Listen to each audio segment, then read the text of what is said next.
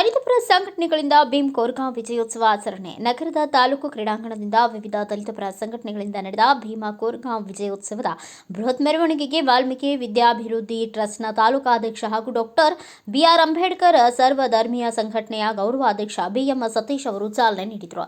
Doctor B R Ambedkar ಸರ್ವಧರ್ಮೀಯ ಸಂಘಟನೆಯ ಅಧ್ಯಕ್ಷ doctor ಕೊಡ್ಲೆ Mallikarjun ಅವರು ಮಾತನಾಡಿ, ಅಂದಿನ ಪೇಶ್ವೆಗಳ ಆಡಳಿತದಲ್ಲಿದ್ದ ಜಾತಿ ಪದ್ಧತಿ, ಅಸ್ಪೃಶ್ಯತೆ, ಮೇಲು ಕೀಲುಗಳ ವಿರುದ್ಧ ನಿಂತು ಮಾನವೀಯ ಮೌಲ್ಯಗಳನ್ನು ಪಡೆದುಕೊಳ್ಳಲು ಪೇಶ್ವೆಗಳ 30,000 ಸೈನಿಕರ ಮೇಲೆ 500 ಜನ ಮಹರ್ ಸೈನಿಕರು ಧೈರ್ಯ ಮತ್ತು ಕೆಚ್ಚೆದೆಯ ಯುದ್ಧ ಮಾಡಿ ವಿಜಯ ಹೊಂದಿದ ಸಂಕೇತವಾಗಿ ಪ್ರತಿ ವರ್ಷ ಭೀಮ್ ಕೋರ್ಗಾಂವ್ ಆಚರಿಸುತ್ತಾ ಬರಲಾಗುತ್ತಿದೆ ಎಂದರು.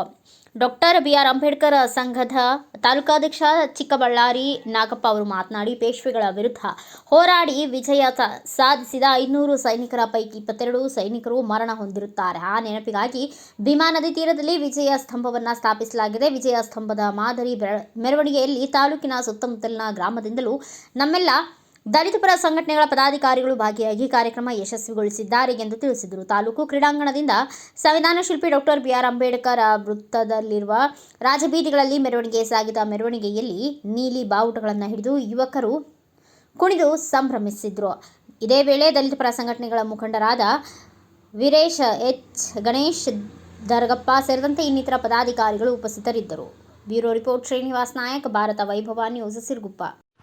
Thanks for watching. Read, discuss and debate with editor Dr. Yan Prashant Rao. Wanted reporters in print, digital and visual media for Bharat Vaibhav Daily Newspaper, BV News 5 Channel and BV Fast Web News from all the talukas of Karnataka, Goa and Maharashtra. If interested, send your resume to 9019229369.